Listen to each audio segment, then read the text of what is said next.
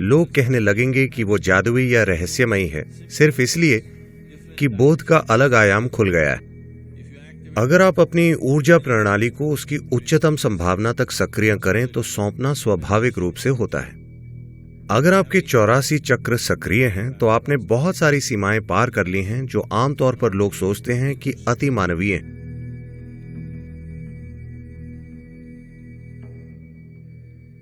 नमस्कार सद्गुरु। मैं जानना चाहती हूँ कि गुरु योगिक ज्ञान या जानकारी अपने शिष्यों तक कैसे पहुँचाते हैं, वे ट्रांसमिट कैसे करते हैं, ये कैसे किया जाता है,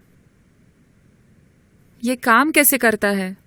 एक बिना तार वाले माइक की तरह। देखिए, बिना तार के आप पहुंचा पा रही हैं, आप में काफी क्षमता है, ये हो रहा है ना? तो तरीका क्या है? देखिए, शरीर में मौजूद 114 चक्रों की बात करें तो चक्र शब्द का अर्थ है पहिया, लेकिन हम जिसकी बात कर रहे हैं वो है शरीर की नाड़ियों या ऊर्जा मार्गों का मिलन बिंदु। ये मार्ग हमेशा त्रिकोण के आकार में मिलते हैं। पहिए का मतलब है गोल। निश्चित रूप से त्रिकोण आकार वाले पहिए ज्यादा जैज़ी दिखेंगे, है ना? क्या वो अच्छे दिखेंगे? वो हमेशा त्रिकोण के आकार में मिलते हैं, लेकिन हम उन्हें चक्र कहते हैं क्योंकि जब हम उन्हें किसी में देखते हैं तो वो गोलाकार ज्यादा दिखते हैं, क्योंकि वो एक विशेष आयाम की ऊर्जा फैलाते हैं। क्योंकि वे फैलाते हैं और हर फैलाव हमेशा गोल आकार में होता है। आप एक झील में त्रिकोण पत्थर फेंकें, फिर भी लहरें गोलाकार होती हैं, है ना? इसी तरह से ये एक त्रिकोण है, पर जब हम इसे देखते हैं तो ये गोल होता है। और एक और चीज है कि ये एक आयाम से दूसरे तक गति दर्शाता है। हम कहते हैं कि ये एक चक्र है क्योंकि ये आपको उस पार ले जाता है। तो प्रणाली में 114 चक्र हैं। मुख्य चक्र, और भी चक्र हैं। मुख्य चक्र जिन पर काम किया जा सकता है वो 114 हैं। इन 114 में से 2 भौतिक शरीर के बाहर होते हैं, 112 शरीर में होते हैं। इन 112 में से 4 के बारे में ज्यादा कुछ नहीं करना होता। यानी अगर आप बाकी के चक्रों पर काम करें तो ये अपने आप जागरूक हो जाएंगे। इन पर काम करने के लिए प्रणाली की जरूरत नहीं है। तो 108 वो चीजें जिन पर असल में काम किया जा सकता है। तो ध्यान के 114 सिस्टम हैं। आदि योगी ने 112 अलग अलग तरीके सिखाए आत्मज्ञान पाने के। तो जब वो 7 ऋषियों, सप्त ऋषियों के साथ बैठे, वो बता रहे थे कि इंसानी मशीन काम कैसे करती है। और इन 114 में से 112 के बारे में उन्होंने बताया। 112 तरीके अपनी परम प्रकृति को पाने के। पार्वती, उनकी पत्नी, जो इस शिक्षण को देख रही थी, वो पहले ही आत्मज्ञान पा चुकी थी, पर अब वो देख रही थी, बस कार्यक्रम में बैठी थी। तो वो इसे देख रही थी और वो बोली कि और ज्यादा क्यों नहीं हो सकते, सिर्फ 112 क्यों हैं, और ज्यादा तरीके होने चाहिए। शिव पूरी तरह से अपने काम पर केंद्रित थे। जब पार्वती ने ये बोला तो उन्होंने बस नकार दिया। वो बोले और कोई तरीका नहीं है, बस 112 हैं। वो चिढ़ गईं कि इन 7 लोगों के सामने शिव ने उन्हें इस तरह से नकार दिया। तो वो बोली और ज्यादा तरीके होने चाहिए, शायद आप नहीं जानते। वो बोले बस 112 हैं, ये अशिष्टता है, आप जाइए। तो वो बोली मैं और तरीके खोजूंगी, और चली गईं। वो पहाड़ों में चली गईं और बहुत प्रचंड तपस्या की। और कई सालों के काम के बाद वो वापस आईं। शिव तब भी योग के अलग अलग आयामों के बारे में बात कर रहे थे। वो आई और उनकी पत्नी होने के नाते इतने समय के बाद आने पर वो आकर उनके पास बैठ सकती थी, लेकिन वो एक सीढ़ी नीचे बैठी, ये दर्शाने के लिए कि वो असफल हो गई। तो ये उन दोनों के बीच की भाषा है। वो नहीं चाहती कि सप्त ऋषियों को पता चले कि वो असफल हो गई हैं, लेकिन वो उन्हें बताना चाहती हैं कि वो असफल हो गई हैं, तो वो आकर एक सीढ़ी नीचे बैठी। तो ये कहानी अलग अलग आयामों में जाती है कि उन्होंने खुद को कैसे शामिल किया। उनका इस्तेमाल ऐसे व्यक्ति के रूप में होता है जो संदेह खड़ा करती। शिव इतनी जबरदस्त शक्ति से आगे बढ़ रहे हैं कि ये 7 लोग पूरी तरह से विस्मित हैं। तो वो वहां एक ऐसी इंसान है जो शिक्षा पाने के लिए प्रतिबद्ध नहीं है, जो संदेह उठाता रहता है। क्योंकि जब कल किसी और को ये सिखाया जाएगा तो हर कोई शायद उतना प्रतिबद्ध, उतना केंद्रीय, उतना ग्रहणशील ना हो जितना कि ये 7 लोग थे। तो स्वाभाविक रूप से उनमें संदेह उठेंगे। तो वो ये संदेह उठाने लगी जो आमतौर पर लोग उठाते हैं। तो ये 108 वो चीजें हैं जिसके साथ आप काम कर सकते हैं। बाकी के 4 बस खिल उठते हैं, वो बोनस हैं। अगर आप 108 के साथ अच्छे से काम करते हैं तो बाकी के 4 खुद हो जाएंगे। ये इनाम की तरह हैं। बाकी के 2 वैसे भी हो जाएंगे। अगर ये 112 हो जाएंगे तो बाकी के 2 खुद ही खिल जाएंगे। ये शरीर के भौतिक ढांचे के भीतर नहीं है। तो ये 108 वो संख्या है जिसने इस प्रणाली में इसीलिए अभिव्यक्ति पाई है क्योंकि 108 एक महत्वपूर्ण प्रक्रिया है या एक महत्वपूर्ण संख्या है सौर्य मंडल की रचना में। सूर्य और धरती के बीच की दूरी सूर्य के व्यास की 108 गुना है। चांद और धरती के बीच की दूरी चांद के व्यास की 108 गुना है। The distance between the moon and the planet and the distance between the sun and the planet is 108 times over. Like this, कई रूपों में आप देखेंगे कि 108 अनुपात है सौर्य मंडल की रचना में। यही वजह है, वरना शायद हमारे अंदर 160 होते। मान लीजिए अगर हम मंगल पर पैदा हुए होते, शायद हमारे अंदर 160 होते, या जो भी। आपको पुरुषों को जांचना चाहिए। हठ योग की महत्वपूर्ण चीज है लगातार ये स्वीकार करना कि इस शरीर ने ये रूप लिया है और ये शरीर इस तरह की अभिव्यक्ति बना है। इसका मुख्य कारण है कि कुम्हार की चाक इस तरह है क्योंकि सौर्य मंडल ऐसा है, इसीलिए ये अभिव्यक्ति है। तो आदि योगी ने बहुत स्पष्ट कहा है कि अगर इंसानी शरीर को और विकसित होना है तो कुछ बड़े या प्रचंड बदलाव होने होंगे सौर्य मंडल की बनावट में। सिर्फ तब इंसानी शरीर का ढांचा बदलेगा क्योंकि ये पूरा विकसित हो गया है भौतिक ढांचे के स्तर पर। तो सौंपने की प्रक्रिया आसानी से हो सकती है अगर ये पूरा खुल गया हो। अगर सभी 112 सक्रिय हों तो ट्रांसमिशन आसान होता है। आप चाहते हैं कि कहीं कुछ हो, आपको वहां जाना नहीं पड़ता, आप यहां बैठकर वो कर सकते हैं। एक सामान्य जीवन जीने के लिए, एक पूरा भौतिक जीवन जीने के लिए आपको सिर्फ 21 चक्रों की जरूरत होती है। आपके शरीर के 21 चक्र अच्छे से काम कर रहे हों तो कोई नहीं सोचेगा कि आप में कोई कमी है। आप एक पूरे इंसान होंगे। बाकी की चीजें किस बारे में है? बाकी की चीजें अगर खुल जाएं तो ये बोध के कई स्तर खोल देती है। वो बोध के ऐसे आयाम खोल देती है कि अचानक लोग कहेंगे कि ये जादुई है या रहस्यमयी है, सिर्फ इसलिए कि बोध का अलग आयाम खुल गया है।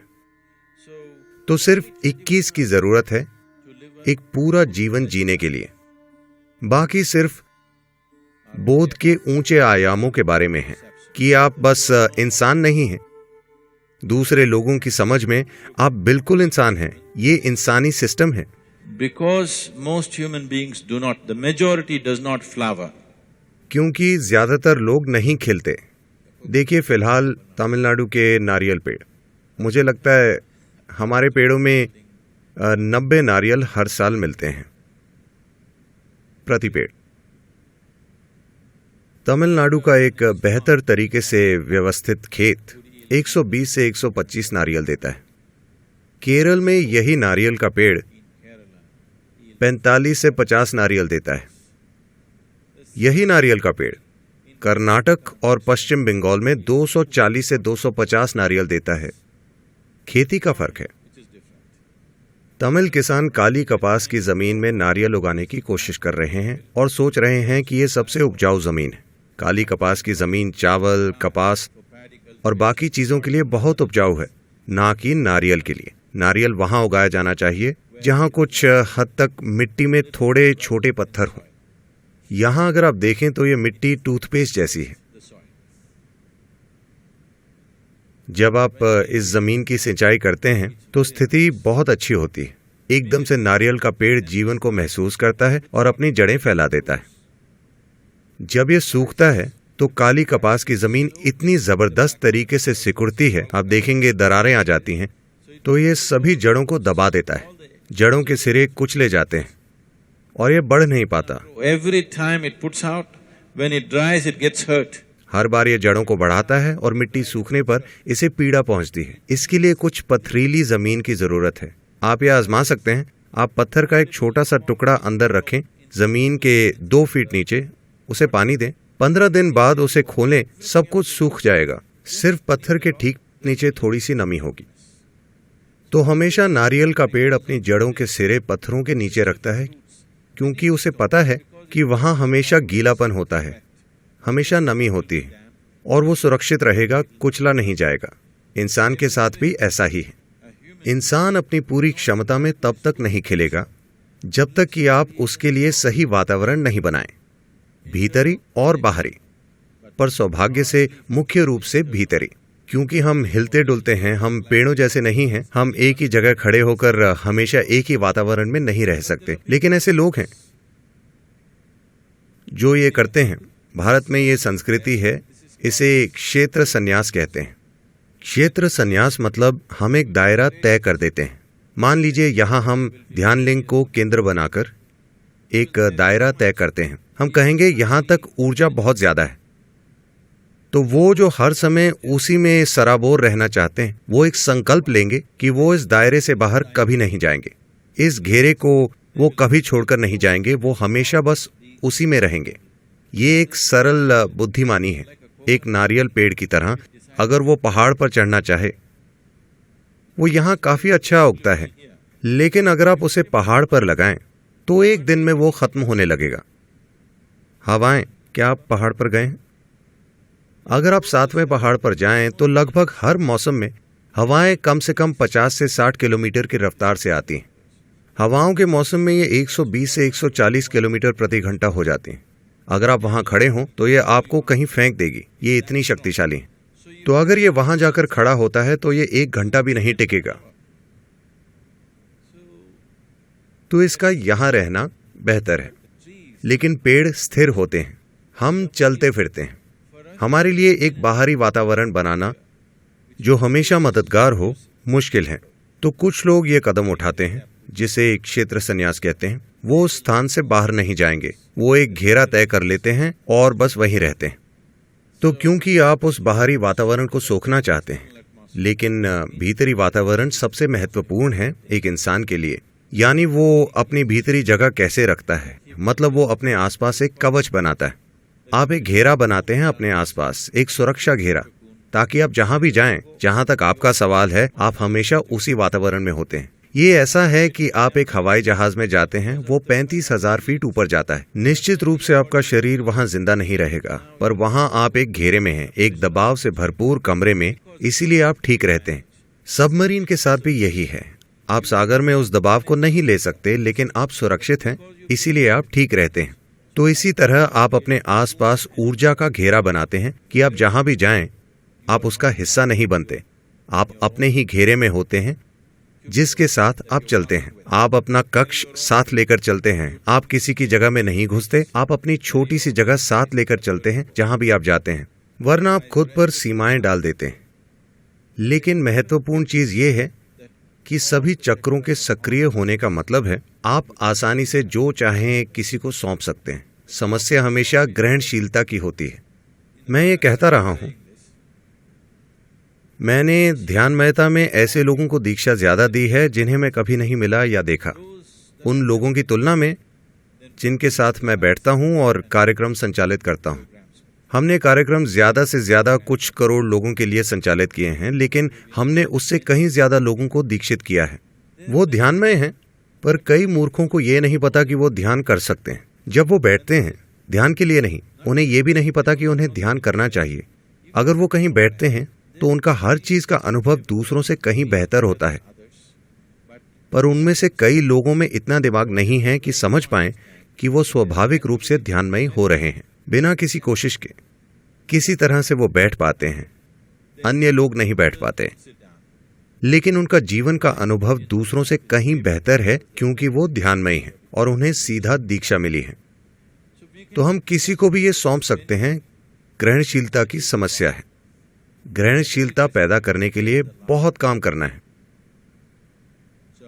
तो आप यहां बैठकर, मान लीजिए आप एक रेडियो स्टेशन में हैं, तो आप आसानी से हवा में ट्रांसमिट कर सकते हैं, लेकिन अगर किसी के पास रेडियो ना हो तो क्या फायदा है? मान लीजिए आपने एक रेडियो स्टेशन से ट्रांसमिट करना शुरू कर दिया इससे पहले कि मार्कोनी आता, पर किसी के पास रेडियो नहीं है और आप ट्रांसमिट करते जा रहे हैं, उससे क्या होगा? कुछ भी नहीं, है ना? तो ये चीज हमेशा होती है। ट्रांसमिट करने का लोगों पर कुछ असर होता है तब भी जब कोई ग्रहणशीलता ना हो, लेकिन इससे ये अन्य आयामों तक नहीं पहुंचता क्योंकि ग्रहणशीलता बिल्कुल नहीं है। पत्थरों तक ट्रांसमिट करना आसान है इंसानों की तुलना में।